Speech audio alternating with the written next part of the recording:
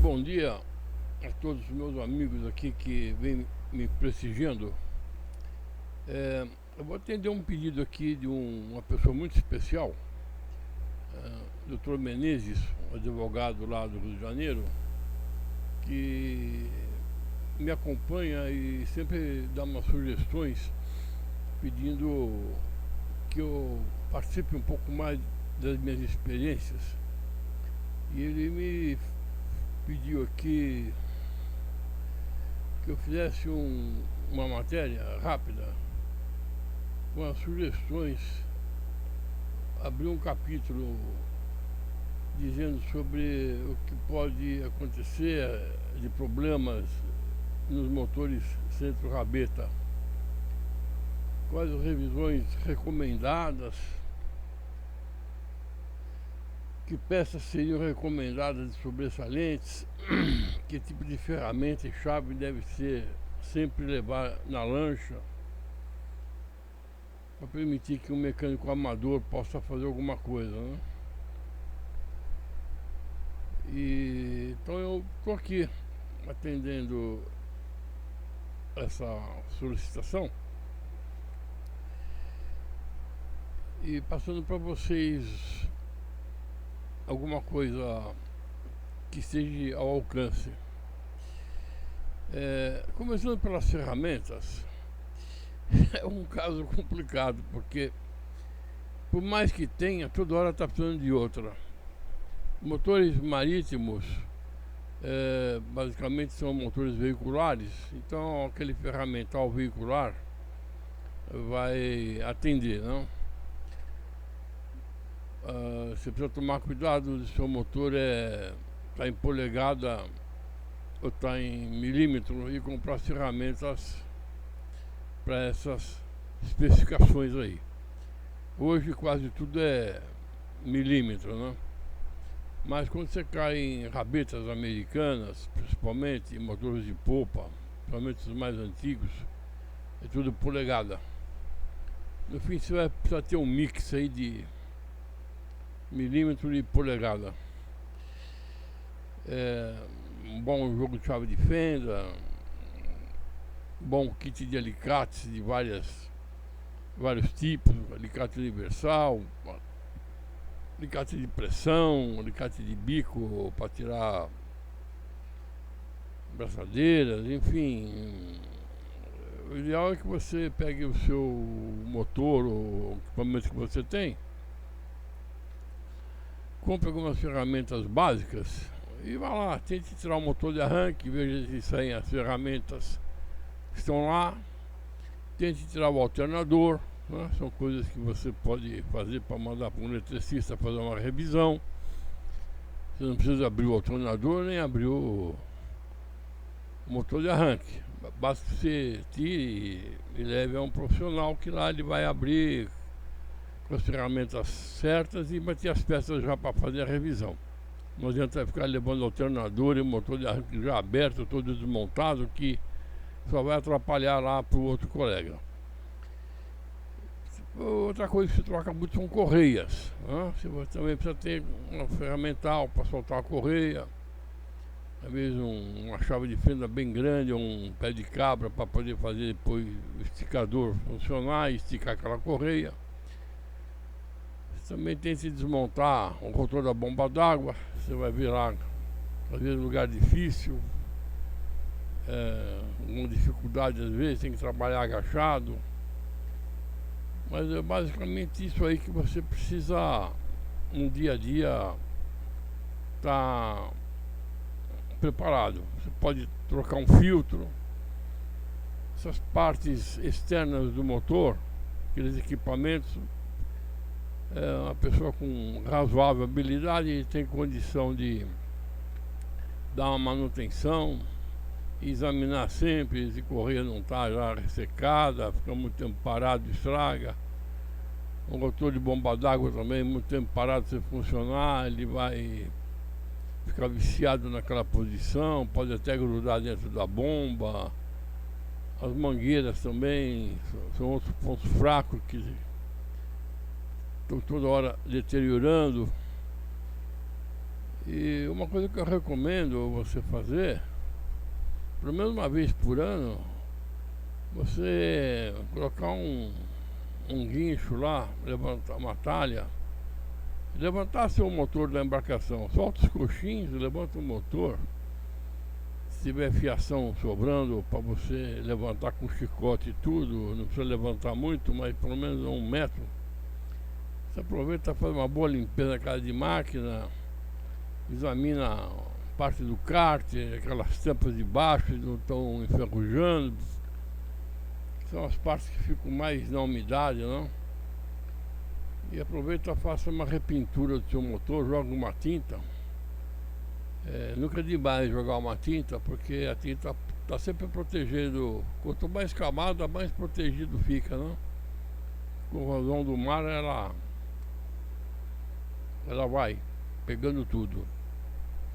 E aí, quando você levanta o motor, você já aproveita, tira o motor de arranque que está mais fácil, vê a linha de água que está captando, como é que está. Se tiver um filtro lá atrás para tirar a sujeira, evitar de passar sujeira para a bomba d'água. Existem uns filtros de água grande que se coloca lá atrás na captação, na primeira água, né? Quando ela está entrando de algum lugar para ir para o motor, antes de chegar na bomba, colocar lá um filtro, talvez alguns registros para você também poder jogar uma água dentro do motor sem ter que estar desconectando nada. A gente fazia muito aqui com 2 registros, um abre, o outro fecha, e você então coloca uma mangueira da torneira e já está jogando água para dentro do sistema. A hora que você for funcionar o motor, o sistema já está cheio de água lá e vai evitar estragar um rotor, principalmente, né? Outra coisa que não se deve fazer em hipótese alguma, e todo mundo faz, fica dando aquelas partidinhas para ver se pega, sem ter água no sistema. Quando eu digo água no sistema, não é só no radiador, mas sim na bomba d'água. A bomba d'água não pode trabalhar seca em hipótese alguma, nem uma voltinha. Entendeu? Mas o pessoal fica dizendo, já deu lá 10, 20 viradas, seco, o rotor já está indo embora, já vai perder o rotor. Lá na frente você vai ter um problema de pane de aquecimento, porque teu rotor, você já fritou ele dando partidinha a seco. Isso não deve ser feito. Por isso que a gente fala, eu ponho nos meus barcos, ponho ainda um sistema de registros, e eu não preciso ficar soltando mangueira de bomba nem nada. Eu vou lá, coloco a mangueira num determinado registro, abro esse registro e fecho o outro, para não dar retorno, né? E aquela água, aquela pressão da água da mangueira já está abastecendo o sistema. Aí você dá as suas partidinhas e vê se pega. Então, essas são assim, as recomendações básicas, né? Quanto você vai gastar para comprar essa ferramenta, eu não sei. Vai comprar um carrinho de ferramenta básico aí, mais de R$ 1.000, R$ 2.000, você vai acabar gastando. Se comprar uma ferramenta boa, somente com as chaves de boca, essas chaves muito baratas. Se você for ver clipes aí na internet, tem um americano aí que faz esses testes, e nas bocas dessas chaves fixas chega a dar diferença às vezes de 1 milímetro na boca. Quer dizer, você põe uma chave dessa numa cabeça sextavada lá, que a chave está com folga, a hora que você for apertar ou tentar soltar esse parafuso, principalmente para soltar, né? A chave escorrega, arredonda a cabeça do parafuso. Ferramenta barata é problema, tá? Tudo que é bom é caro, você tem que sempre pôr mais caro, tá? Não economiza não, tá? Porque é uma ferramenta boa, cara, vai durar a vida toda. E aquela sem vergonha lá vai fazer um aperto, 2, e depois vai espanar, você vai ter que comprar outra e outra, e daqui a pouco você gastou tanto dinheiro com porcaria, se tivesse comprado uma ferramenta boa. E como é que faz para comprar uma ferramenta boa? O pessoal hoje entra tudo no Mercado Livre, na internet, e vai comprar, né? Você tem que ver a marca, uma marca boa, conhecida, e vai lá olhar a garantia da ferramenta. Se quer ter uma garantia de 1 mês, sai fora. Ferramenta no mínimo garantia de 6 meses para mais. Aí você vai ter uma ferramenta que é um aço melhor e os caras estão dando uma garantia de 6 meses, um ano, e ainda quer te vender mais uma garantia estendida, melhor ainda, porque se a ferramenta já tem garantia de um ano, ele te oferece uma opção de garantia estendida de mais um ou mais 2 anos, essa ferramenta é boa, porque ninguém vai ficar dando garantia para trocar e a ferramenta não prestar. Quanto a mexer nos motores, se você tiver que fazer uma manutenção mais interna, aí já é bem mais complicado, eu já nem recomendo, a menos que você seja um profissional, porque você vai ter que, ao abrir o motor, coisa que pouca gente faz, ninguém faz, eu faço. Antes de soltar os parafusos do motor, eu vou medir o torque que aquele parafuso foi dado nele, entende? Principalmente nos cabeçotes, porque depois que você soltou, fez força lá e tirou os parafusos, e você não mediu o aperto que estava, às vezes o teu problema do motor estava num aperto mal dado lá atrás pelo último mecânico que mexeu, e às vezes o problema está lá, né? Então eu tenho que, antes de tirar os parafusos, aí tem uma ferramenta que você compra aí, pequenininha, você coloca lá na cabeça do parafuso e com uma chave de catraca você vai acionando e ele vai medindo até o ponto que ele vai soltar, e ela registrou qual foi a força, qual foi o torque que você precisou para aquele parafuso soltar, né? Tem muita coisa aí, muito macete, então ficar falando aqui vai um dia, viu? Eu não recomendo mexer dentro do motor. O motor vem pronto, regulado. Agora vamos falar da parte de quebra, né? Todo motor quebra, né? Pode ser a marca que for. Uns quebram mais rápido, outros demoram mais para quebrar.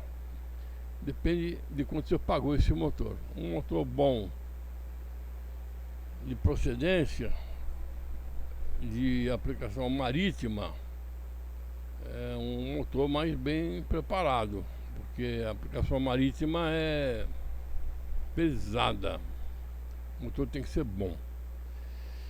E você precisa ter muito conhecimento do motor. Fundamental ter o catálogo desse motor. Antes de abrir esse motor, você vai ler esse catálogo 2, 3 vezes. Vai ver lá os macetinhos que já estão lá explicados, não? E aí, antes de abrir o motor, você tem que ter o catálogo. Então, os motores marítimos quebram mais, muito mais, devido à exigência.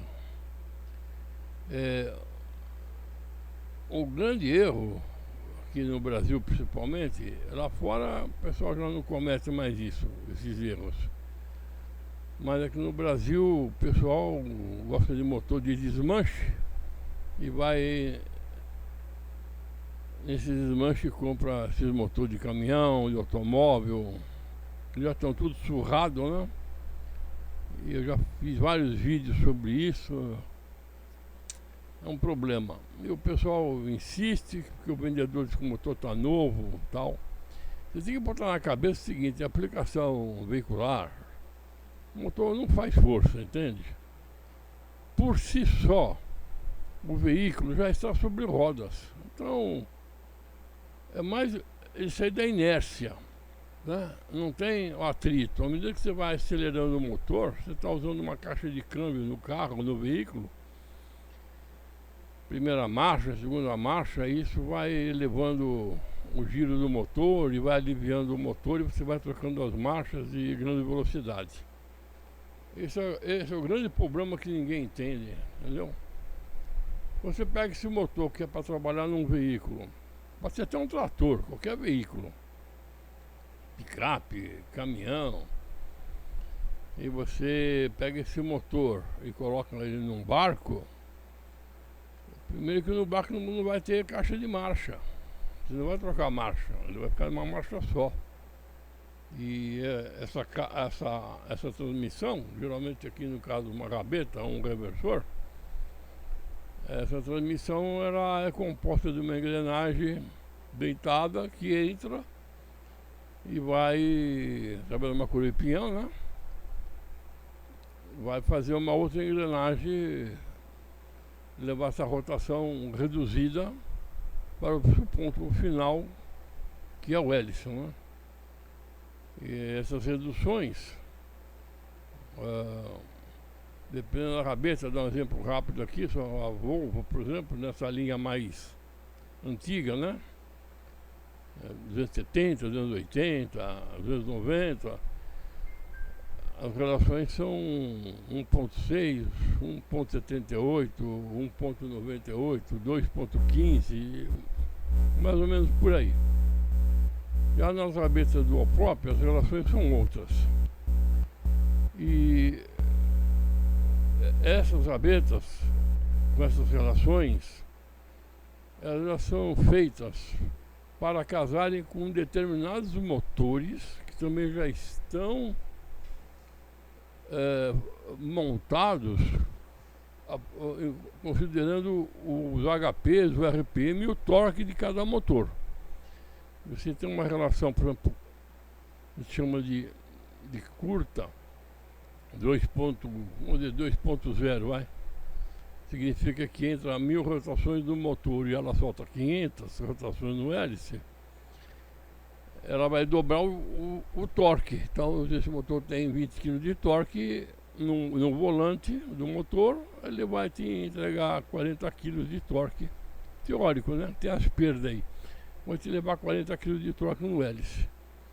Então o giro cai para metade, porque se entra com 4.000 giros, por exemplo, vai sair com 2.000 e vai ter um torque maior que vai permitir que você carregue um pouco mais de peso. Então motores pequenos, tipo 80 HP, 100 HP, vão precisar sempre de uma redução maior. E esses motores estão justamente, eles são fabricados com uma rotação maior, tipo 5.000 RPM, por exemplo, no motor a gasolina, que depois vai dividir por 2, vai precisar ter um pouco de RPM no hélice. Agora, se você pegar um motor de muita cilindrada, tipo um 7.4, um V8 aí, com 7 litros, 8 litros, puta no motor, né, que tem um baita de um torque aí, fenomenal aí, não precisa ter tanto RPM, não? Geralmente na casa dos 4.400. Por quê? Porque o motor tem tanta força que você vai poder colocar uma rabeta, uma redução então mais longa, que seria, por exemplo, a 1.6 para 1 na linha Volvo. Não tem redução menor que essa. Existe uma única exceção, 1.1 para 1, que é uma rabeta de competição aí, mas você não acha no Brasil. Então, você entra com uma redução de 1.6, você entra lá com 4.000 giros, divide por 1.6, você vai ter 2.800 RPM lá na ponta do hélice, e aí sempre tem uma família de hélice que vai casar. O que eu quero dizer, as rabetas já estão sempre casadas com determinados motores, já foi tudo pré-calculado, pré-estabelecido. E qual é o grande erro? As pessoas compram um motor qualquer na rua, compram uma rabeta qualquer por aí, nem sabe o que é relação, nem vai se preocupar com isso, e juntam um com o outro, que juntar é a parte mais fácil, né? Então juntam um com o outro, tem lá uma carcaça intermediária, você pluga uma na outra, igual ligar o câmbio no motor, tem lá um fosquinho de porco, e põe pro barco, depois vai andar. Aí começam os problemas, né? Aquilo não está 100% casado, vai ser muita sorte você conseguir pegar uma rabeta e um motor jogados por aí que eles sejam compatíveis, né? Eles montam, mas depois não vão dar o resultado. E aí começam as quebras. É quando você tem um motor, por exemplo, já muito forte, e você ainda põe uma rabeta mais reduzida ainda, que vai duplicar esse torque, e a rabeta não foi feita para aguentar essa força toda. E aqui vai um detalhezinho importantíssimo, que é cereja do bolo, essas rabetas de lanchas, elas são feitas para cada rabeta empurrarem em torno de 2.500 quilos, ou seja, 2,5 toneladas. É por isso que você vê muito barco aí com 2 motores, 2 rabetas, porque se o barco vai para suas 3 toneladas e você quer empurrar esse barco com uma rabeta só, essa rabeta ela foi projetada para ir até 2.500 quilos de carga que ela vai ter que tracionar. Você está com um barco de 3 toneladas, essa rabeta já passou do limite, né? Aquelas engrenagens já vão começar a quebrar os dentes depois de algum tempo. Então esse é o grande problema das quebras das rabetas. E o pessoal vai ficar pegando motor diesel de caminhão e pondo em rabeta. A rabeta também tem uma outra cereja do bolo. Ela tem que entrar aí no mínimo 3.800 RPM, que é o que fornece o motor diesel da Volvo, um AQD 40, 41, 42. E você está com um motor Sprint que vai a 2.800 e esquenta, você tem que abaixar para 2.500. Então você está como se estiver carregando um balde de água levando pela metade. Você não consegue levar o balde cheio, porque a rabeta aqui é 500, vamos dizer 4.000 RPM, e você está entrando com 2.800 lá, esquentou, 2.500, ainda vai reduzir. Quando reduzir, aquilo caiu para 1.000 e poucos RPM no hélice. Então virou um trator, você tem uma puta força lá, multiplicada, aqueles dentinhos de engrenagem para render, para ter velocidade, e você está entrando com muito torque num momento de baixa RPM, que o barco ainda está muito pesado. Que o barco, para aliviar, a outra cereja do bolo, tem que bater 25 nós, a maioria dos barcos, principalmente casco em V. Aí ele vai sair, ele vai entrar em planeio, ou seja, ele vai sair um pouco da água e vai aliviar um pouco o arrasto. É onde o barco então vai conseguir pegar velocidade. Você entra com esses motor diesel nessas embarcações rápidas aí, Bertrand, qualquer barco aí. Dá um exemplo aqui, Marbella, Taiko, Cimitarro, Magno 28, coisa e tal, né? Tecnomarine, Cabrabá 26. Então acaba ficando complicado. E quebra e é caro, né? O jogo de engrenagem hoje, nós não só trocar as engrenagens, vai ter que trocar rolamento, trocar retentor, mão de obra, você gasta 30 mil para mexer numa parte superior da rabeta, que é o cabeçote, ou a parte inferior, que é onde tem o hélice lá. Então esse negócio de botar motor de caminhão, motor de carro, achando que comprou barato, você está se jogando do viaduto, sem paraquedas, tá? Então, é certeza, vai quebrar e o prejuízo vai vir lá. Outra coisa, deixar bem claro, viu? Diesel não é mais econômico que gasolina, viu? Isso já foi uma falácia lá atrás, na época do Fernando Henrique, que o diesel custava 20 centavos. Hoje o diesel é 7 mangos, 7 mil, 7 reais um litro de diesel. Precisava 20 centavos. Eu tinha uma lancha aí que na época lá atrás eu abastecia, ia para lá, para cá, rodei muito. Um barco que gasta 80 litros por hora de diesel, né? Uma offshore veloz, com hidrojato, né? Nunca tomou pau de ninguém, ganhava de todo mundo aqui, entendeu? Eu já fiz matéria sobre essa lancha aí, com Caterpillar, né? Estamos falando de motor, Caterpillar, viu? E eu parava para abastecer 300 litros do tanque, eu gastava 60 reais. A moeda não mudou, ela é real, né? Então, estamos falando da moeda atual, o dinheiro atual, 60 reais. Em 86, 85, 86, eu enchia um tanque com 300 litros por 60 reais. Hoje, 300 litros a 7 reais são 2.100 reais. O salário mínimo é 1.400. Pra você ter ideia de como a coisa complicou. Então, diesel não é economia. Você vai gastar no combustível tudo que você nem imagina. Que 100 horas de barco a 30 litros por hora são 3.000 litros de diesel. 30 litros. E 100 nas minhas contas aqui, certo? Vai dar 3.000 litros de diesel. 3.000 litros de diesel em 100 horas, que não é nada, né? Um barco é feito para andar pelo menos 200 horas por ano. Quem utiliza barco, 100 horas não é nada. 3.000 litros a 7 conto são 21 mil reais. Entendeu? Seja de Caterpillar, seja de Sprint, seja de 352, seja o que for. O diesel que vai beber é aquele, né? Não é pela marca. O diesel consome 200 ml por HP por hora. Então, se você quiser andar, você tem que ter motor, entendeu? Mais uma cereja do bolo, para você andar em níveis aceitáveis, mínimos de velocidade, 30 nós, você precisa de 80 HP por tonelada. Então, um barco de 3 toneladas, você precisa de 240 HPs.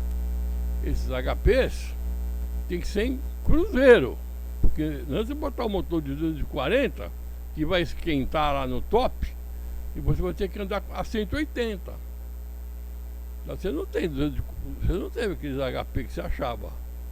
Você tem muito menos. Então, você já começa a errar aí. Você precisa de 240 HP, você vai botar o motor de 1.300 cavalos, para depois você tirar a mão e andar com 240. 240 HP vai beber 48 litros por hora. Viu? Não é 17 como vocês pensam, viu? Não é 15, não é 20, não é 25. Viu? Isso é o folclore que os espertos vendem, que a mídia vende para vocês, que não gasta nada, né? Para vocês cair no conto, né? Eu já fiz um vídeo agora outro dia como medir os HPs sem precisar botar o motor no dinamômetro. Facinho, com um galãozinho de 5 litros você mede quantos cavalos tem teu motor. Eu já fiz um vídeo rapidinho de 15 minutos. Tá aí, você entra nos meus vídeos aí, você já assiste ele também, rapidinho. Não precisa de nada, só um galãozinho de gasolina, você vai lá e descobre quantos cavalos tem.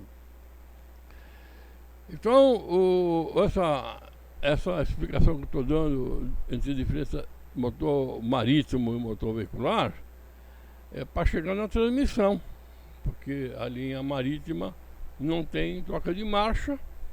Você sai com uma determinada rotação, você vai dividir por uma determinada relação da rabeta ou do reversor, e aquilo que vai te entregar. Se aquilo for suficiente para o barco andar, vai andar. E quando a gente fala andar, não é andar de muleta. Andar é uma terminologia. Se você tem uma Ferrari, você anda quanto? Você anda 200, porra, você não anda 20. Você tem um Fusquinha a ar 1000, como saiu uns golzinhos lá atrás, que não chegava nem a 90, é aquilo que te entrega. Então, vocês têm que pôr na cabeça que a demanda marítima é muito grande, por isso que desgasta muito.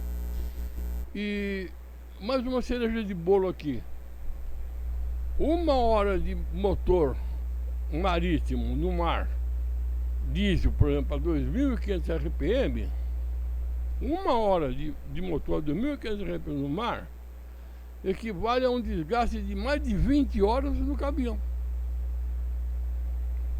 O que você gasta de desgaste em 1 hora a 2.500 RPM num Sprint, ou num 352, ou num 366, é o que o motor num caminhão trocando marcha demoraria 20 horas para ter esse desgaste.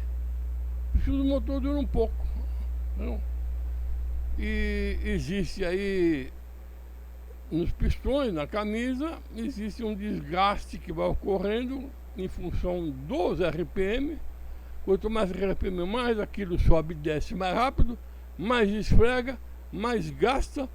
e aquela folguinha permitida, que é de milésimos, né, vai aumentando. E quando essa folga passa do determinado limite, o motor perde compressão e perde a força, e você tem que retificar o motor.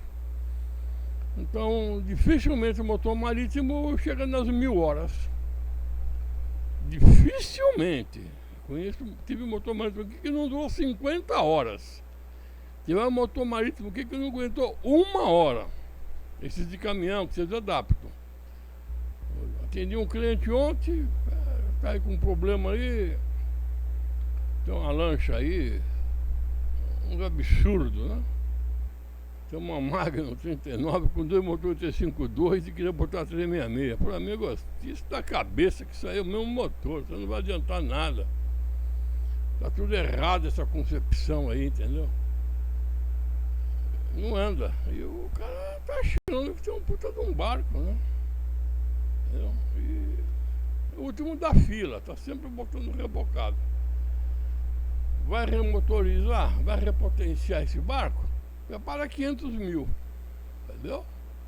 Ah, mas o barco não vale isso. Pô, então faz uma rifa dele, faz uma rifa e sai fora, porque você vai... Você compra uma mulher bonita e depois não tem dinheiro para sustentar, você quer o quê?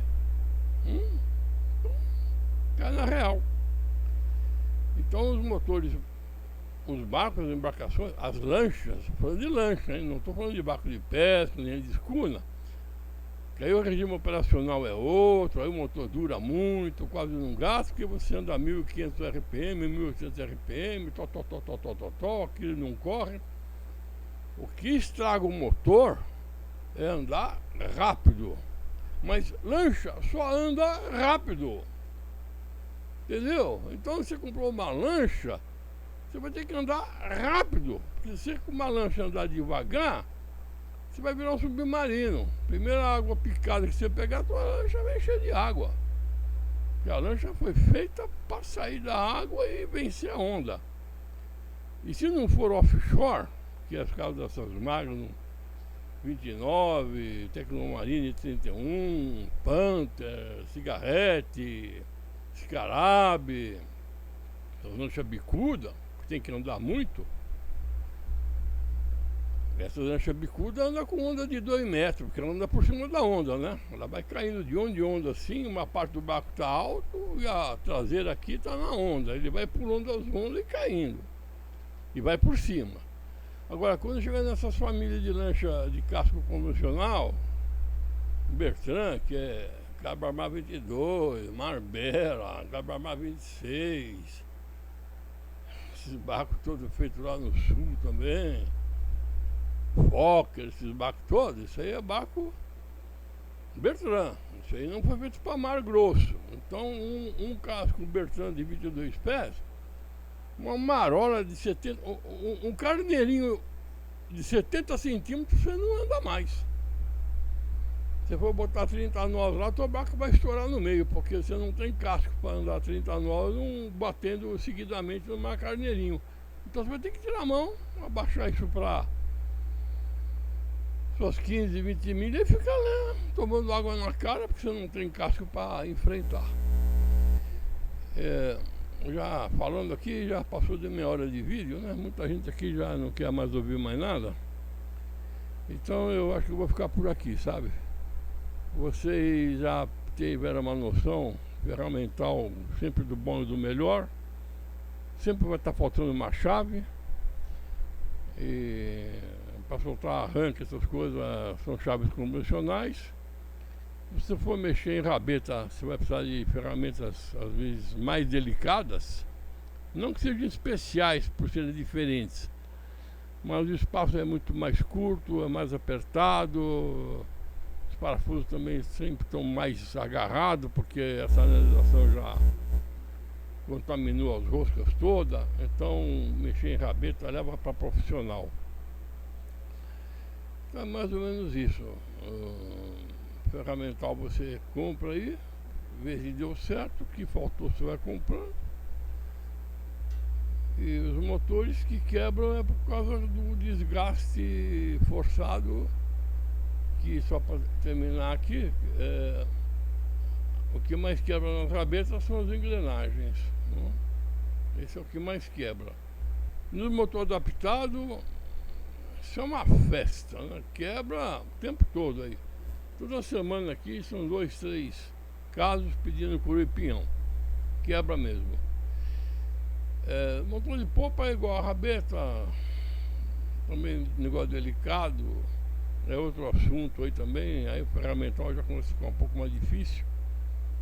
É muito apertadinho lá, tem situações lá que tem que ter chave especial mesmo. E fica difícil. Outra parte crítica das rabetas são os levantadores, né? Principalmente esses hidráulicos que trabalham com uma bomba interna lá, bombeando óleo hidráulico para mandar para os pistões. Isso aí também desgaste rápido, né? Não é uma coisa feita para durar muito, porque também não interessa que dure. Dura o primeiro ano, depois começa a dar problema. Um circuito de bomba hidráulico hoje custa quase 20 mil reais. Sem falar dos pistões, né? E dos pistões também, aqueles eixos acabam se desgastando, come o retentor, come umas buchas que tem lá, uns selos. O pessoal fica trocando reparo aí, às vezes dá certo, às vezes não dá. Então é uma mecânica complicada, barco precisa de muito cuidado, pulverizar um WD toda hora neles, lavar bem lavado, funcionar os motores de vez em quando é bom. Tem um caso aqui que não funciona o motor há muitos anos, e vou lá, dou a partida e pega. Tudo foi do jeito que você desligou esse motor. Então tem muita coisa aí que em um vídeo não dá para explicar. E o básico aqui é isso aqui, porque que a coisa quebra tanto, é devido ao esforço que a lancha, estou falando em lancha, exige. Lancha é uma coisa, embarcação de tototó é outra coisa, muito mais fácil. O problema são as lanchas. Se a lancha não planeia, você não navega, você não anda. Estava falando de andar, então só para fechar o circuito aqui. Andar quando você está em planeio para cima. Planeio numa lancha, dependendo do casco do V, são 60 a 70 HPs por tonelada para você chegar nas 25 nós. Já está quase nos 80 HP. 80 HP, quando você passa o planeio e fica por ali um pouquinho só. O motor já está folgado, entendeu? Tem máquina para você acelerar ele.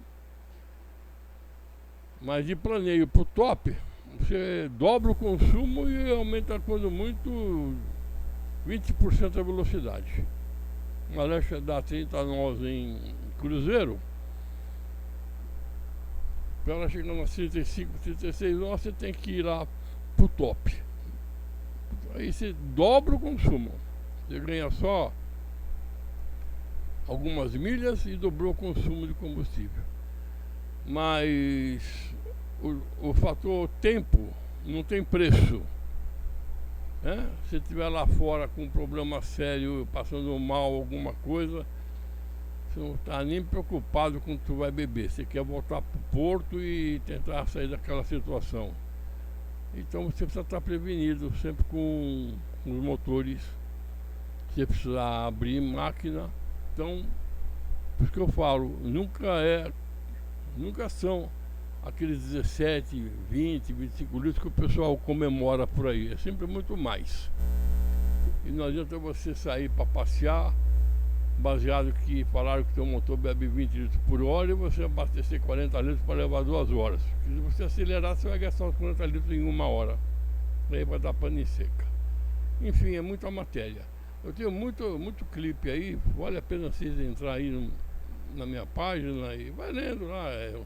São clipes longos, 1 hora, 1h30, mas eu explico por que as coisas são complicadas. Pessoal, qualquer dúvida, manda um comentário aí pra mim e a gente vem aqui e ajuda vocês da melhor forma possível. Hoje é um sábado de muito calor, muito abafado aqui em Caraguatatuba. Hoje é dia 24 de fevereiro. E precisando de mais alguma coisa é só me chamar. Um abraço a todos e uma boa tarde.